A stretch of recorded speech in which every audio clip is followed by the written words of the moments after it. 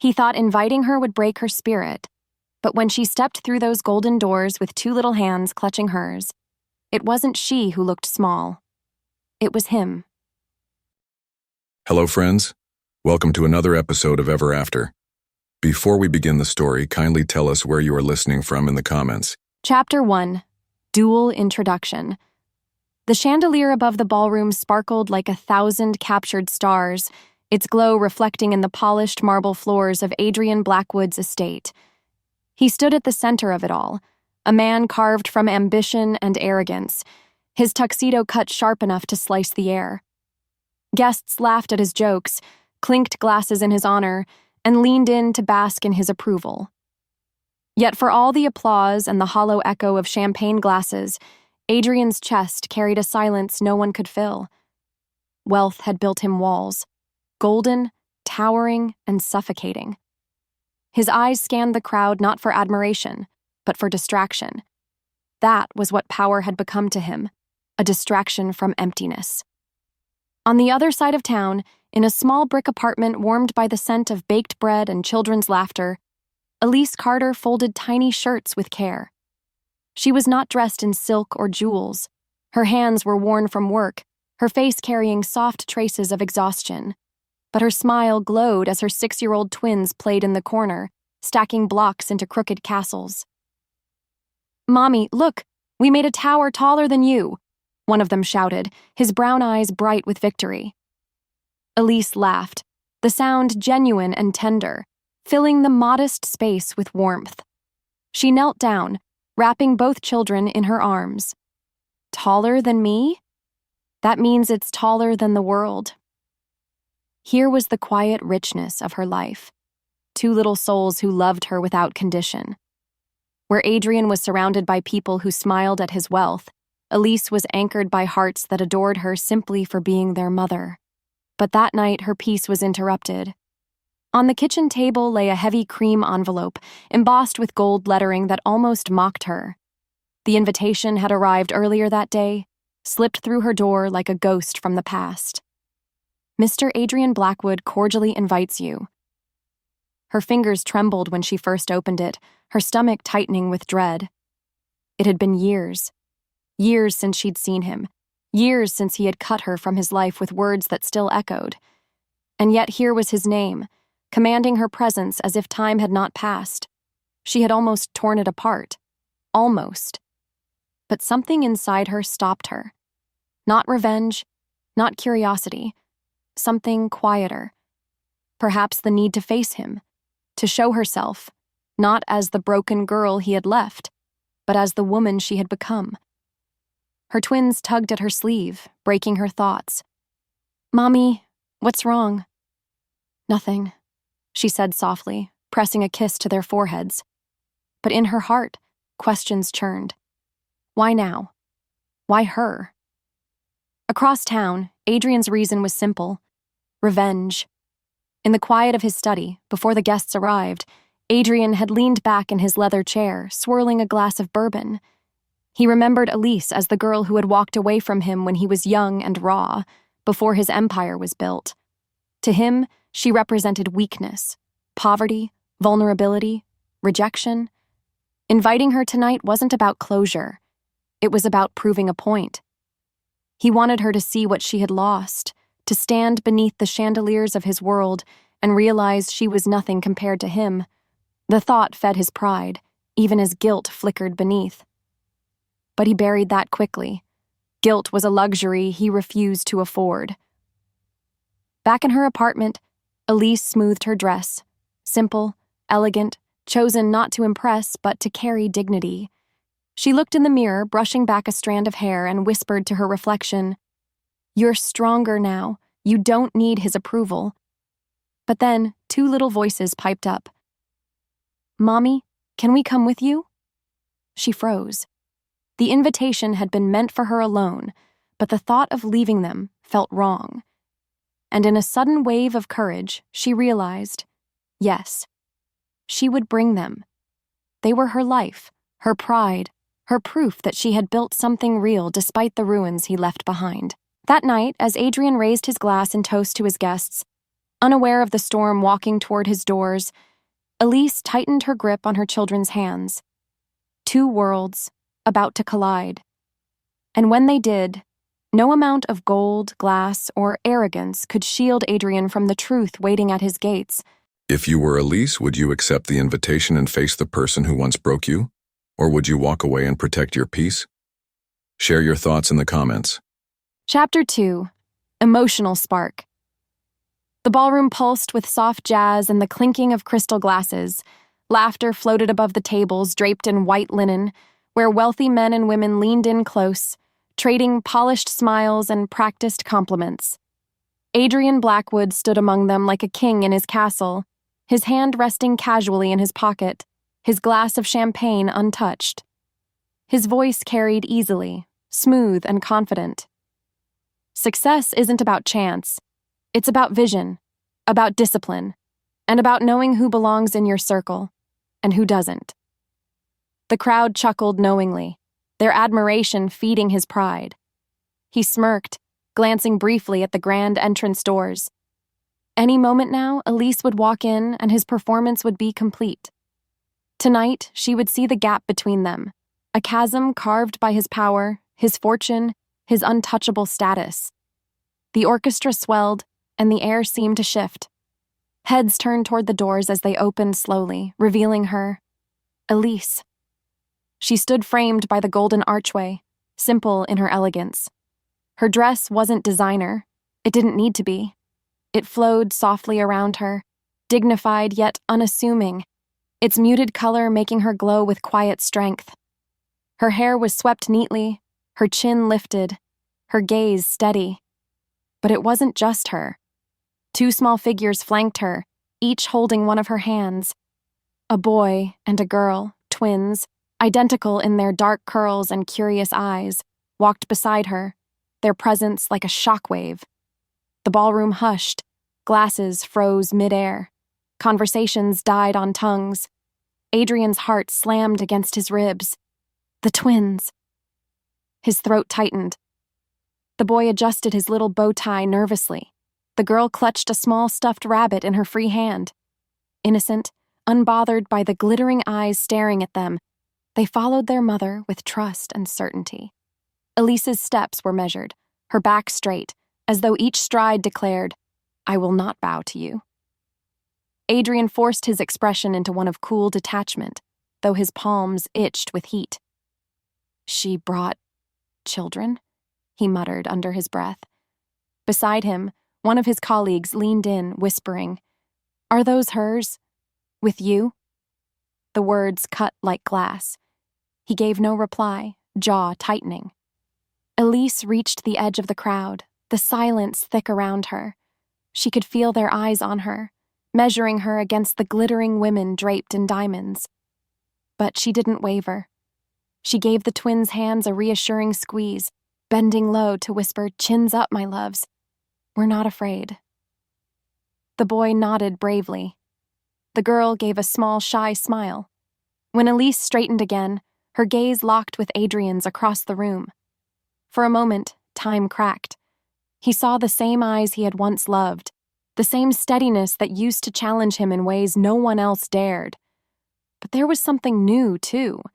Something he couldn't control. Strength, independence, a dignity that made his wealth look suddenly hollow. Adrian forced himself to smirk, lifting his glass as though mocking her.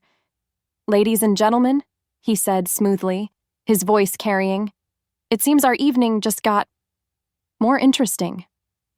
The crowd chuckled awkwardly, some curious, some judgmental. Whispers rushed like wildfire. Is she really here? With children? Are they his? Elise ignored them. She walked forward slowly, the twins at her side, until she stood directly across from Adrian. Adrian, she said softly, her voice clear yet calm. Elise, he replied, forcing a cool smile. I see you've multiplied. The jab was meant to sting, but she didn't flinch. Instead, she tilted her head slightly, her expression unreadable. Yes, she answered simply. I've been busy living. Gasps rippled through the crowd at her audacity.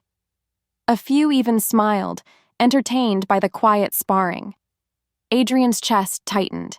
He wanted her rattled, small. Instead, she stood taller than he remembered. And those children, those twins, stirred something he couldn't name. The little boy tugged at Elise's dress. "Mommy, is he the man?" he asked innocently, his small voice carrying just enough to be heard. Elise's breath hitched. Adrian's jaw clenched. The man? The girl hugged her stuffed rabbit tighter, her wide eyes studying him with quiet curiosity. The ballroom fell into an even deeper silence, all eyes flicking between Adrian and Elise. Elise knelt, pressing a gentle finger to her son's lips. "Shh, sweetheart," she whispered. Then she looked back up at Adrian, her eyes burning with unspoken truths. Something inside Adrian cracked. The boy's innocent words pierced through layers of arrogance and wealth, striking a wound he had buried years ago. The man. Did they mean him? Did they know? He downed the rest of his champagne in one swallow, masking the turmoil with another smirk.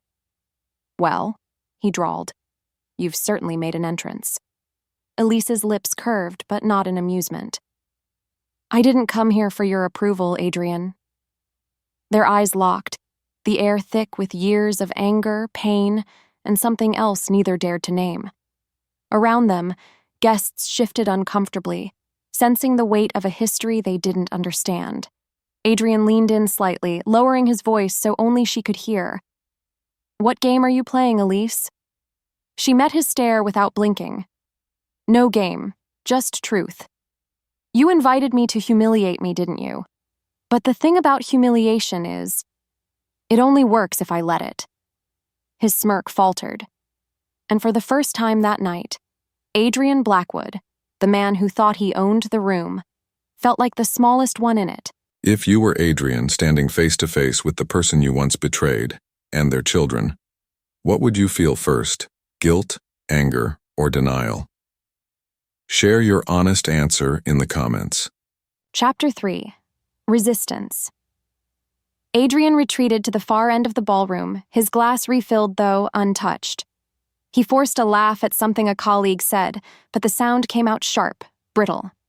His eyes, no matter how he tried, kept darting back toward her. Elise. She stood near the buffet table, the twins tugging at her dress, wide-eyed at the glittering feast of pastries and chocolates. She crouched down to their level, whispering to them with a softness Adrian hadn't heard in years. It unsettled him.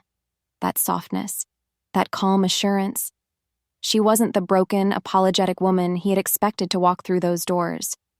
No, she was composed, radiant, untouchable. And those children. "Adrian, you look distracted." The voice of his business partner Daniel snapped him back. Adrian straightened. "Not at all. Just considering the entertainment value of tonight." Daniel smirked knowingly. "You invited her, didn't you? Your infamous ex, bold move, though."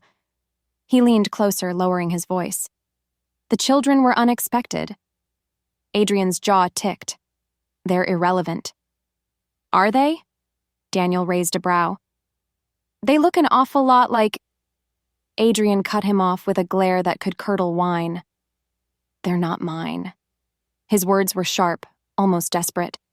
Daniel chuckled lightly, sensing the wound but letting it go. "Of course. Still, people are talking. You know how gossip spreads." Adrian turned away, his fists curling. Gossip, whispers, judgments. His perfect evening, his perfect mask. It was unraveling. Across the room, Elise kept her head high, ignoring the stares. She guided her children to a small corner table, pouring them juice into crystal glasses that looked absurdly delicate in their small hands. "Mommy, why is everyone staring?"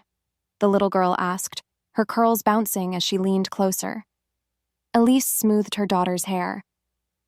"Because sometimes people don't understand what they're seeing." The boy frowned. "Do they not like us?" Her heart squeezed. She kissed his forehead. "It doesn't matter if they do. What matters is that I like us and I love you. That's enough." But even as she spoke the words, Elise felt the weight of Adrian's gaze. She could feel it, burning across the room, searching, demanding. She refused to look at him. She would not give him the satisfaction. And yet, part of her wanted to. Adrian finally moved, cutting across the ballroom with deliberate steps. Guests parted like water, curiosity lighting their faces. He reached her table, his smile polished but cold. "Enjoying yourself?" he asked, his voice smooth with mockery. Elise looked up at him, her expression calm. "The children are." His eyes flicked to them. The boy was licking sugar from a pastry off his fingers, the girl carefully feeding her stuffed rabbit imaginary cake. Something tugged deep inside Adrian's chest, but he buried it quickly. "Charming," he said flatly. "You always did have peculiar taste." Her eyes narrowed slightly. "And you always did have a cruel tongue." The boy glanced between them, sensing tension. "Mommy, is this the man who—" Elise quickly placed a hand on his shoulder. "Eat your cake, sweetheart." Adrian's brow arched. "The man who what?" She ignored him, turning her attention back to the twins. "Remember, just one pastry each. Too much sugar and you won't sleep tonight." He leaned closer, lowering his voice. "You think bringing them here makes you look strong? All it does is make you look desperate." Her head turned sharply, eyes locking with his. For a heartbeat, the mask slipped, revealing a flash of the old wound. Then she steadied herself. "No, Adrian. Bringing them here makes me look whole. Something you, with all your wealth, will never understand." His breath caught, but he masked it with a chuckle. Still the queen of righteous speeches. She stood, smoothing her dress, her children looking up at her. "And you're still the king of empty rooms." The words landed like a blade. His jaw tightened, but he forced a smirk. "Careful, Elise. You're still in my world." Her chin lifted. "Your world may be gold, Adrian, but it's hollow.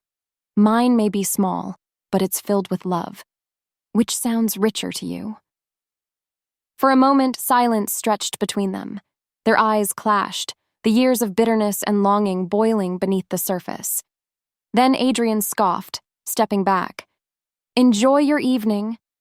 He turned sharply, walking away, his pride barely holding him upright.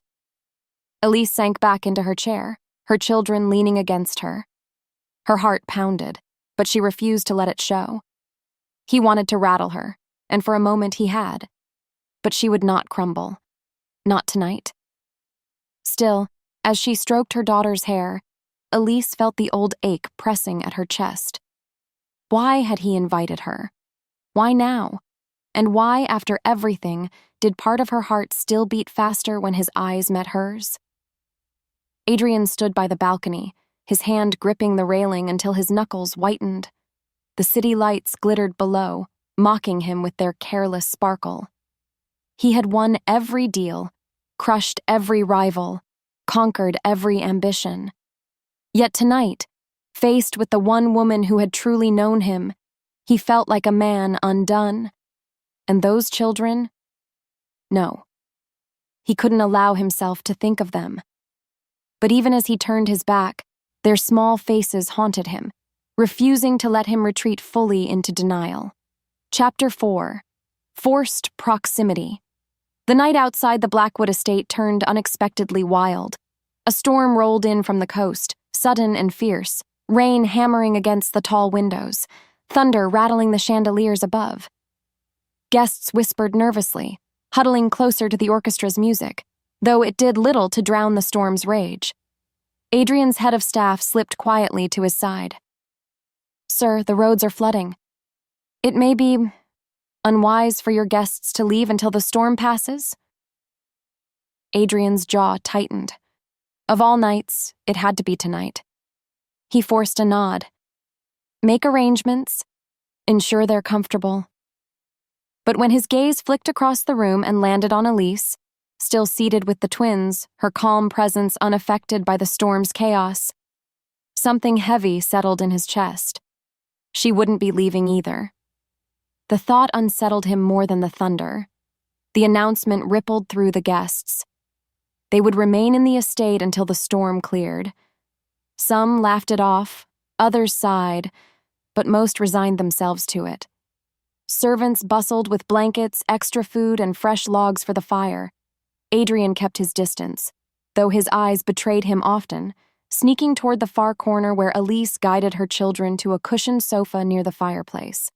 The twins' laughter as they played with their stuffed toys mingled with the crackle of the fire, a sound so innocent it cut through the estate's heavy air. Daniel, Adrian's colleague, smirked knowingly as he passed. "Well, Adrian, it looks like fate has a cruel sense of humor." Adrian shot him a glare. Fate has nothing to do with it. But the truth sat uneasily in his gut. Later, as the storm roared louder, the children grew restless. Elise tried to distract them with whispered stories, but the boys' curious eyes wandered to Adrian, who stood near the bar, a solitary figure of dark authority. "Mommy," the boy whispered, tugging her sleeve. "Is he mean?" Her breath caught. She followed his gaze, her heart tightening. "No, sweetheart," she said softly, brushing his hair. "He's complicated." The girl leaned against her, clutching her rabbit. "He looks lonely." Elise's chest squeezed. Out of the mouths of babes, the truth. Adrian did look lonely, despite being surrounded by a room full of people. An hour later, with most guests lounging idly or making small talk, Elise excused herself to fetch the twins some milk from the kitchen. Balancing 2 glasses in her hands, she nearly bumped into Adrian in the narrow hall. "Still here," he remarked dryly, his voice low against the storm's thunder. She steadied herself, unwilling to shrink back. "Not by choice, but perhaps fate wanted you to see something you've ignored for years." His eyes darkened. "And what's that?" She held his stare, her voice quiet but steady. "That you're not the only one who mattered in our story." For a moment, neither moved. The storm outside felt like an echo of the storm inside them. He finally broke the silence with a scoff. "You always had a flair for drama. And you always had a talent for denial." Her words landed sharper than she intended, but she didn't retract them. She stepped past him, her children waiting just down the hall. He watched her go, the smell of her perfume, a delicate, familiar scent stirring memories he had long buried. Later still, as the night stretched on, Adrian found himself unwillingly drawn toward the fireplace where Elise and the twins rested. The boy was half asleep against her shoulder, the girl nestled on her lap with her rabbit. Elise hummed softly, a tune he recognized from years ago, something she used to hum when they were young and dreaming of a future they never built. The sound pierced him. He stopped a few steps away, hands shoved in his pockets, as if distance could shield him from the ache in his chest. Elise looked up, sensing his presence. Their eyes met. For once, there was no fire, no defiance, just silence heavy with everything unspoken. The girl stirred, blinking up at Adrian. "Are you the man Mommy used to know?" she asked innocently. Adrian froze. Elise's breath caught. She whispered her daughter's name gently, trying to hush her, but the little girl's gaze stayed locked on Adrian, wide and earnest. "I suppose I am," he said finally, his voice rougher than intended. The boy mumbled sleepily, half dreaming. "Then why did you go away?" Elise closed her eyes, her arms tightening around him. She wanted to shield them from that answer, from the truth too heavy for their small shoulders. Adrian swallowed hard, words burning his tongue but refusing to leave. Pride kept him silent, shame kept him still. The storm outside thundered, rattling the windows, as if demanding he speak. But he didn't, not yet. Instead, Elise stroked her children's hair, whispering softly, "It's time to sleep, my loves. The storm will pass soon." Her eyes lingered on Adrian, her voice laced with unspoken accusation. Storms always pass, but the scars they leave don't. Adrian turned away, unable to hold her gaze. In the quiet that followed, as the twins drifted into slumber and the storm's fury echoed through the night, both Adrian and Elise found themselves cornered, not by circumstance, but by truth. The forced proximity was more than physical. It was emotional, unrelenting, and though neither admitted it aloud, they both knew this. No storm outside could rival the one raging between them. Chapter 5. Backstory Unveiled. The storm eased by morning, but inside Adrian's estate, the air was heavier than ever. Guests began to stir from their makeshift lodgings, blankets draped on sofas, chairs pushed aside from the long night. But Adrian found himself rooted in his study, unable to sleep. Whiskey sat untouched on his desk. His mind wouldn't let him rest. Every time he closed his eyes, he saw them. Elise's steady gaze, the boy's curious frown, the girl's wide-eyed innocence. He tried to convince himself the twins weren't his, that they couldn't be.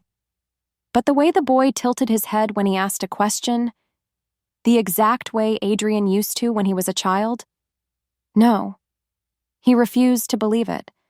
Refusal was easier than the truth. Meanwhile, Elise wandered the quiet halls with her children, hoping to keep them occupied until the roads cleared. The estate was grander than anything they'd seen.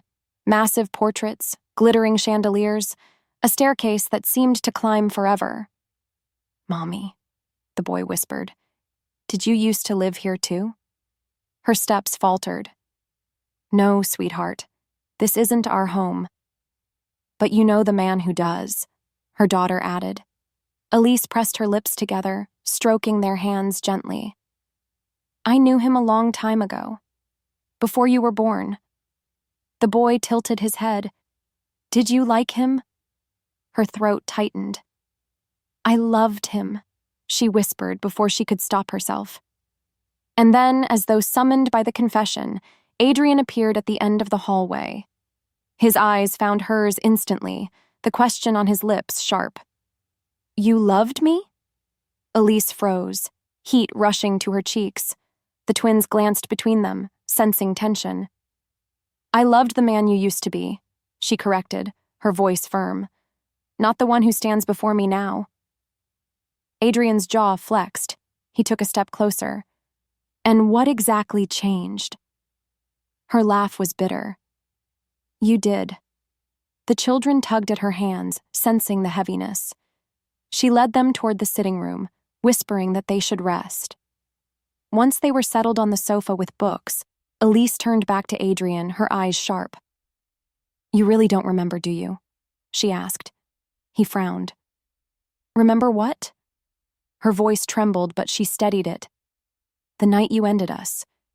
You think I walked away from you, Adrian, but that's not how it happened."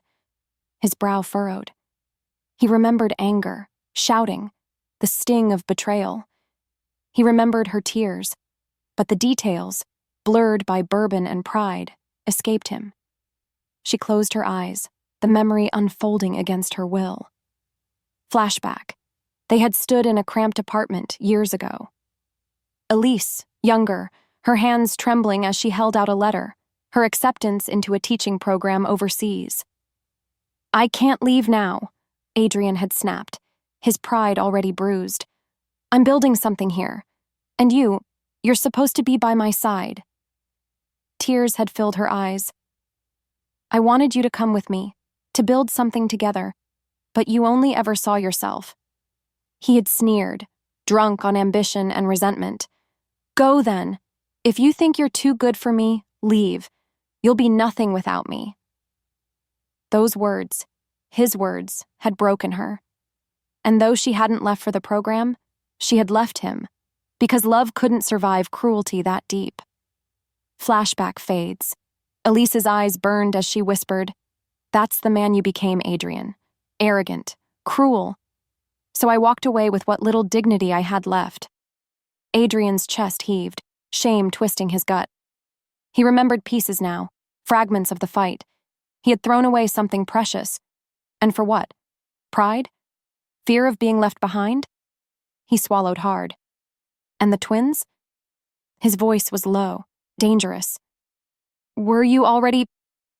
Her eyes narrowed. Don't you dare finish that sentence. They were born years later, and they are mine, whether you accept them or not. But his eyes searched her face, desperate for answers.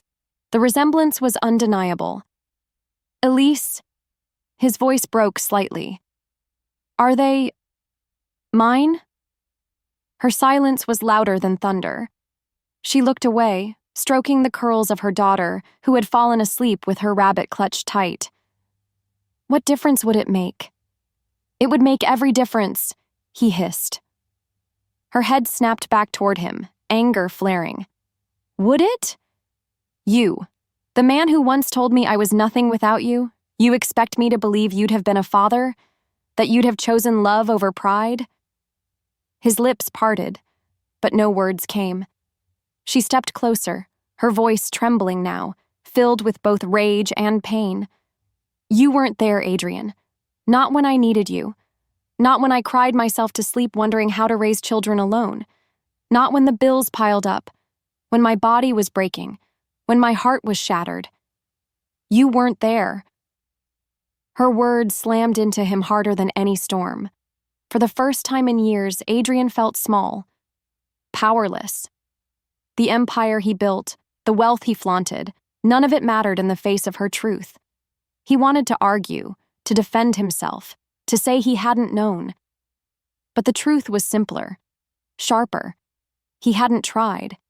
He had let her slip away. And now, standing inches from her, he saw the cost of his arrogance. Not in her eyes alone, but in the two small lives curled against her. The silence that followed was unbearable. Elise turned away, gathering her children closer. Her hands shook as she smoothed their hair, though her voice was calm. Don't ask me questions you're not ready to hear the answers to, Adrian. He stood there, hollow, the weight of her words pressing into his chest like iron. And for the first time he realized the storm between them was not just about humiliation or revenge. It was about everything left unsaid, about love destroyed by pride, about a family that might have been. Chapter 6. Emotional Bonding. The storm had passed by morning, leaving the estate washed clean, dew glistening on the gardens outside.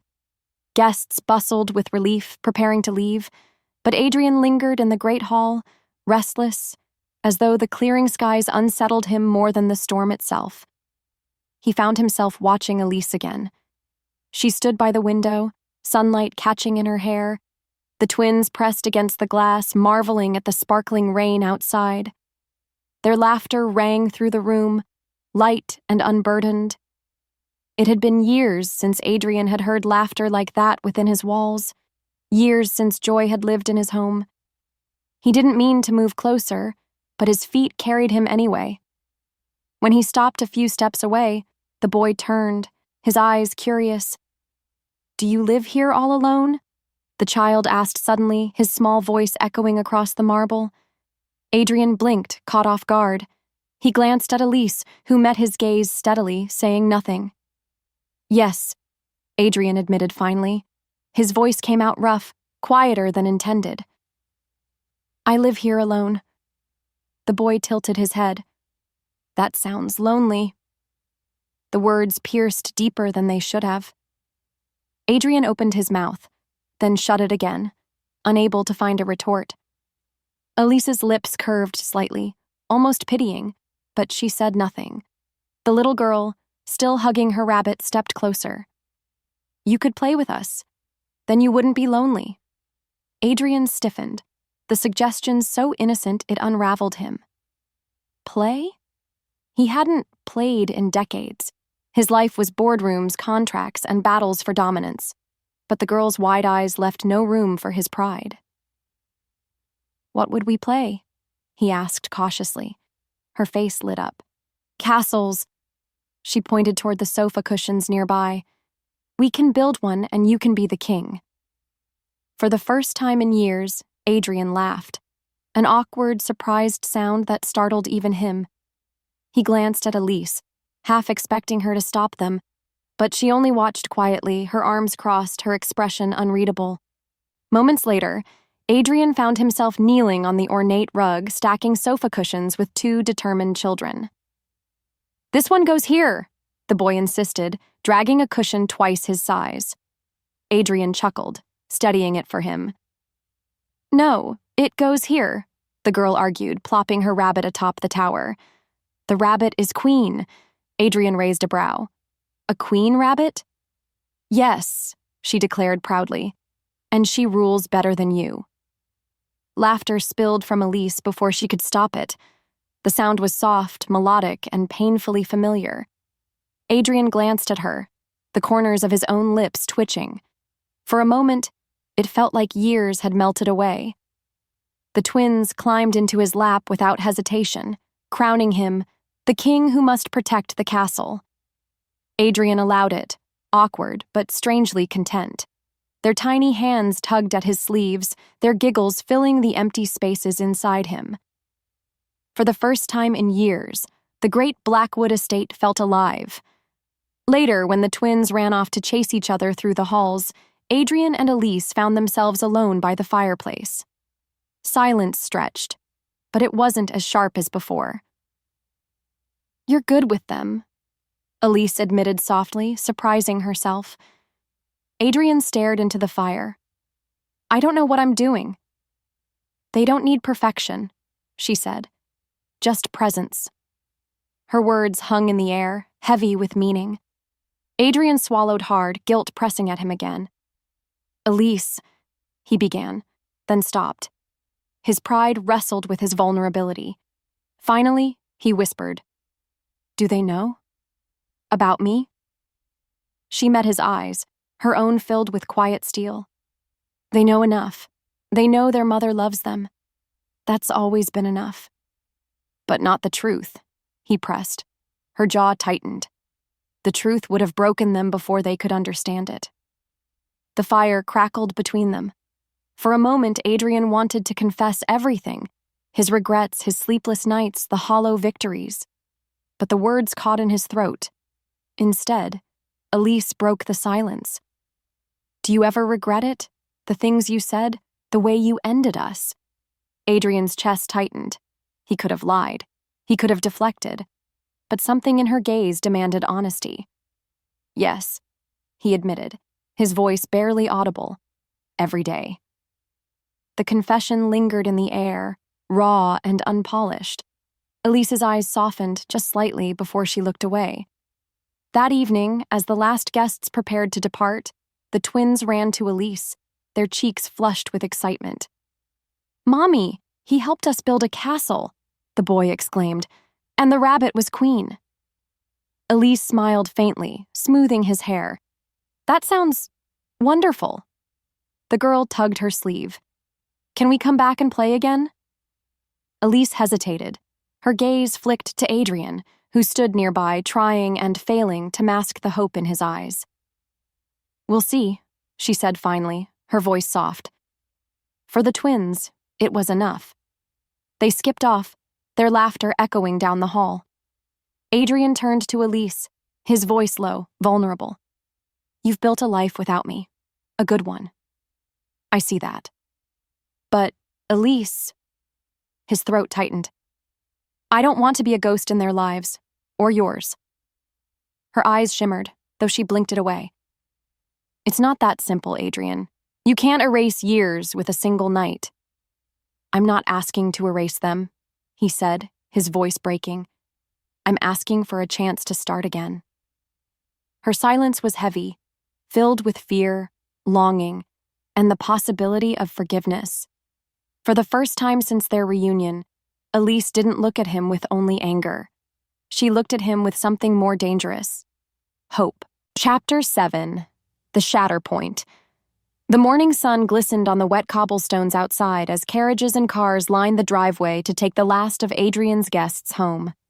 The estate was returning to its familiar silence, but inside, Adrian's heart was anything but quiet. He had spent the night replaying every detail, the laughter, the castle game, Elise's fleeting smile by the fire. It had felt almost real again, like a family. like what could have been. And for the first time in years, Adrian allowed himself to believe it wasn't too late. But pride has a way of striking hardest when vulnerability begins to show. Elise packed the children's coats, preparing to leave. They were excited, chattering about the king and their castle, their joy oblivious to the storm still brewing between the adults. Adrian approached cautiously. Leaving so soon? Elise glanced up, her hands busy fastening buttons. We've overstayed already. You could stay longer, he said quietly. The roads are still muddy. It might be safer. Her eyes flicked up, narrowing slightly. Or is this about safety? Or you? He flinched at the accusation, but before he could respond, one of the gala guests, still lingering in the foyer, stepped closer. It was Mr. Hallberg, a business associate of Adrian's, sharp-eyed, always watching. I had no idea, Adrian, Hallberg said with a chuckle, his gaze drifting toward Elise. You invited what was she? Your old flame? Bold move, bringing her back for entertainment. She played her part well. Elise froze, her hands stilled on her daughter's coat buttons. Adrian's chest tightened. Hallberg? But it was too late. Elise's eyes had already darkened, her lips trembling with fury. Entertainment? She spat, her voice low but venomous. So this was your plan all along, to humiliate me, to parade me in front of your wealthy friends like some kind of cautionary tale. Adrian's heart dropped. No, Elise, it's not like that. But the damage was done. The twins were watching, confusion flickering across their faces. You haven't changed, Elise hissed. You're still the same arrogant man who uses people as pawns, and Her voice cracked. I was foolish enough to think you might have been different, that you might have cared. The twins tugged at her dress, frightened by her tone. Adrian reached forward instinctively, but Elise stepped back, her hand shooting up like a shield. Don't, she warned, her eyes blazing. Don't you dare come near us. His chest constricted. He had imagined this moment differently. He had imagined her softening, not shattering.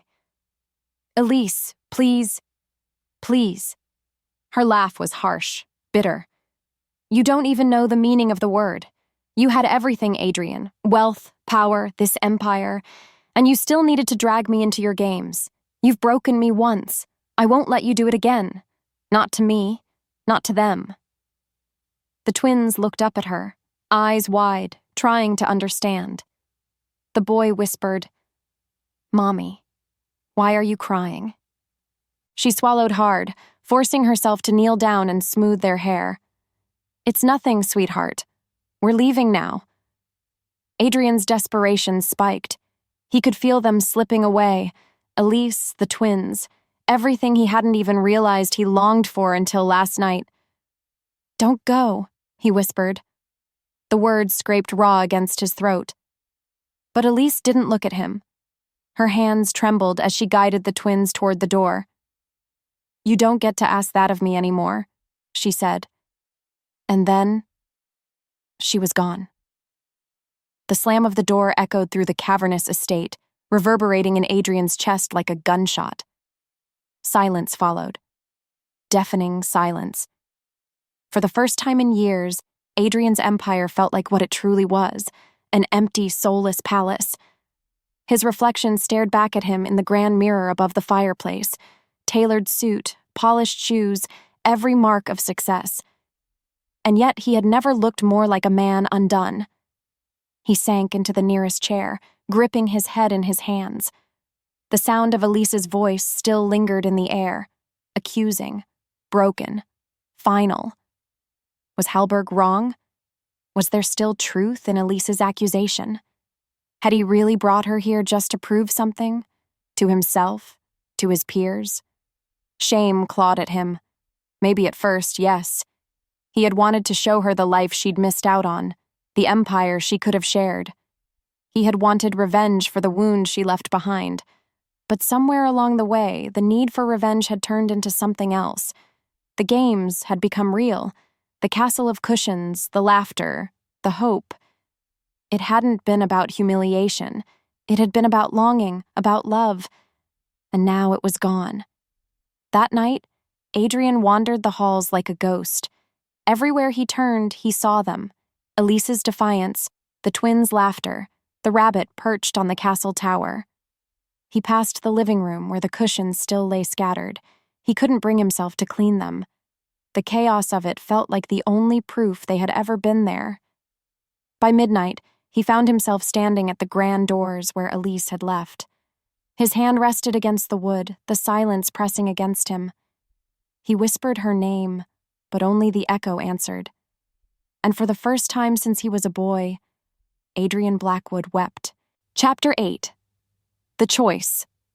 The Blackwood estate lay in silence, its halls echoing with emptiness. For years, Adrian had thought silence was victory, the reward of rising above the world, untouchable. But now, it pressed on his chest like a weight he could no longer bear. He sat alone in his study. The fire burned low, untouched whiskey in his glass. The empire he had built, the skyscrapers, the land, the wealth, none of it mattered. Elise's last words cut deeper than any business rival's strike ever had. You haven't changed. He stared at the words on a contract before him, but all he could see was her face, the pain in her eyes, the way she shielded their children from him as though he were poison.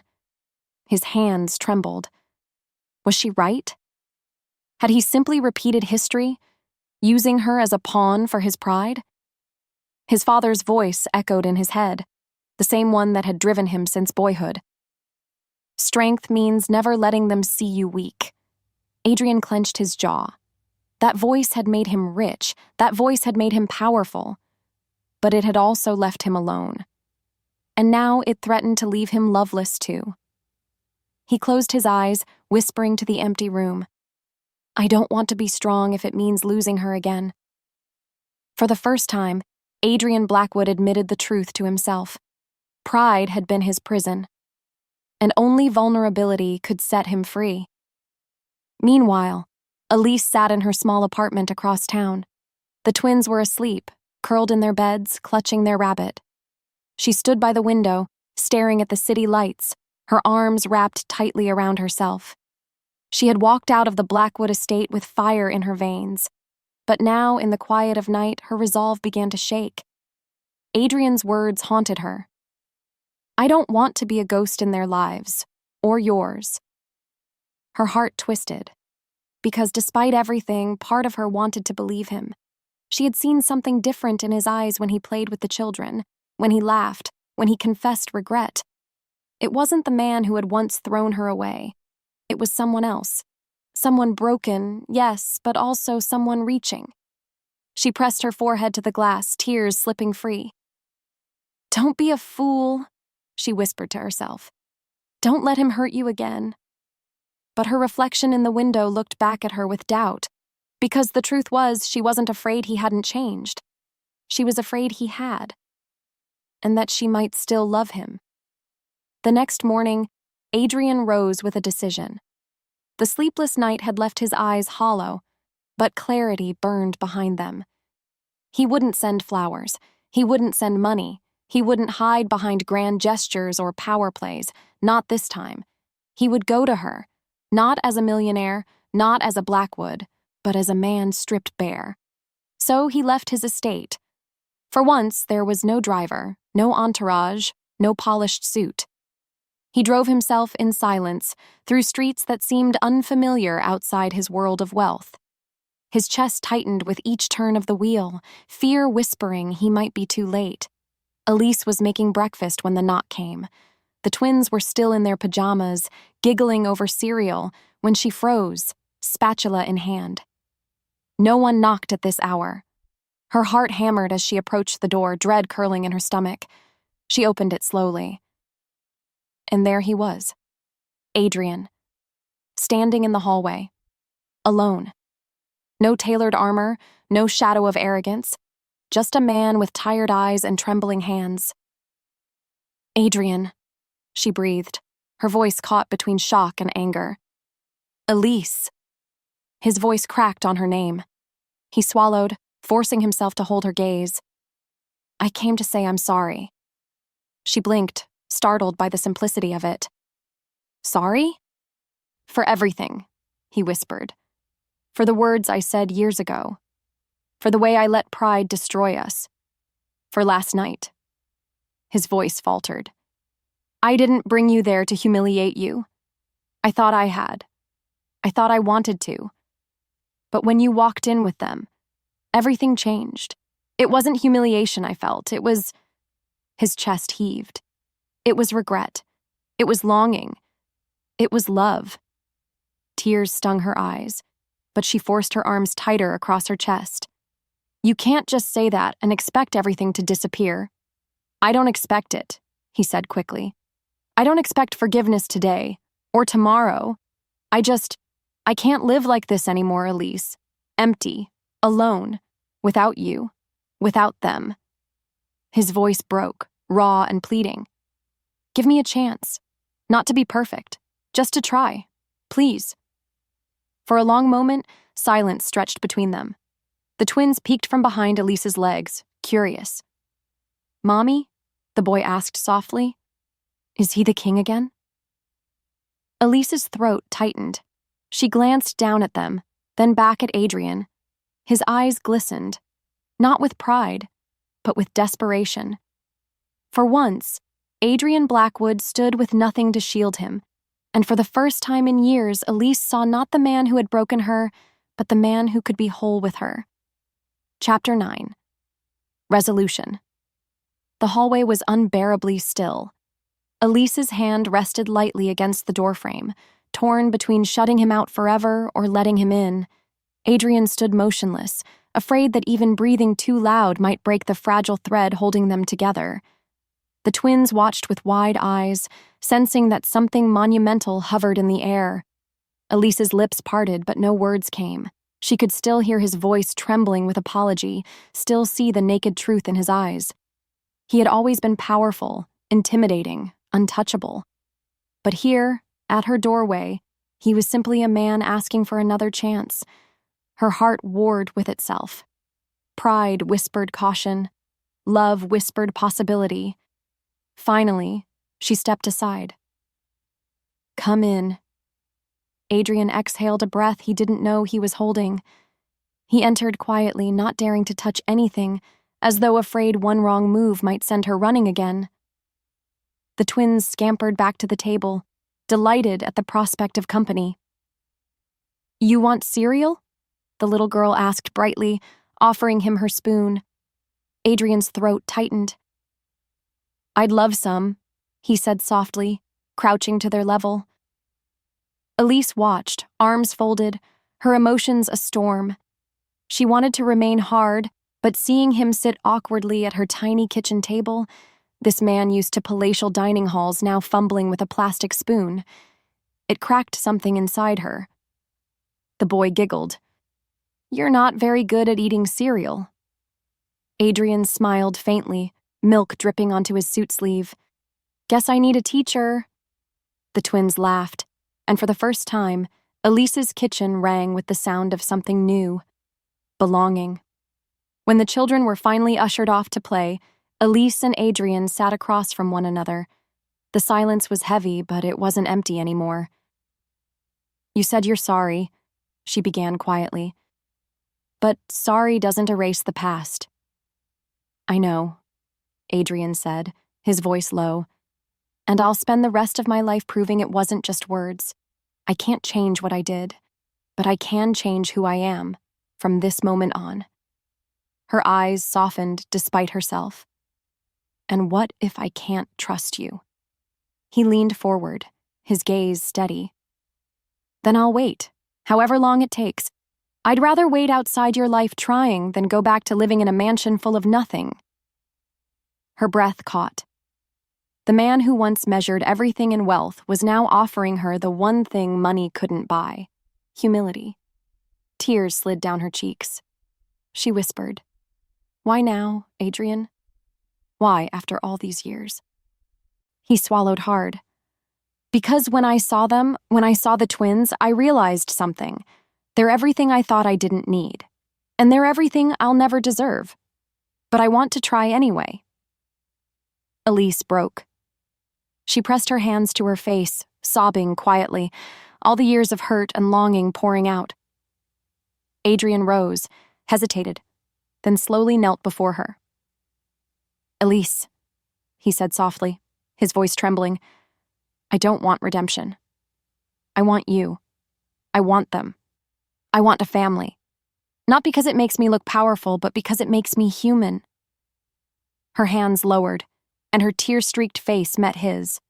His own eyes were wet, raw, unguarded, and for the first time in years, she let herself believe him. Weeks passed. At first, Adrian visited cautiously, never pushing, always patient. He read bedtime stories, built pillow forts, even burned pancakes while trying to cook breakfast with the twins. Elise watched, wary but softening, as the once arrogant millionaire stumbled his way into fatherhood. It wasn't easy. There were arguments, doubts, moments when Elise almost pulled away again. But every time, Adrian stayed. Not as the Blackwood Empire, not as the man who once broke her, but as a man learning, failing, trying. Slowly, trust began to weave itself back together. And then came the night of the gala's reschedule, the one postponed by the storm. This time, Adrian insisted Elise come not as an uninvited guest, not as entertainment, but as his equal. She hesitated, but finally agreed. When they arrived hand in hand, whispers rippled through the glittering crowd. But Adrian didn't care. For the first time, he didn't see them. He only saw her. He raised his glass, clearing his throat. "There was a time," he told the room, his voice steady, "when I thought wealth was the measure of a man. Tonight, I know better. True wealth isn't found in fortunes or estates. It's found in forgiveness, in love, in family."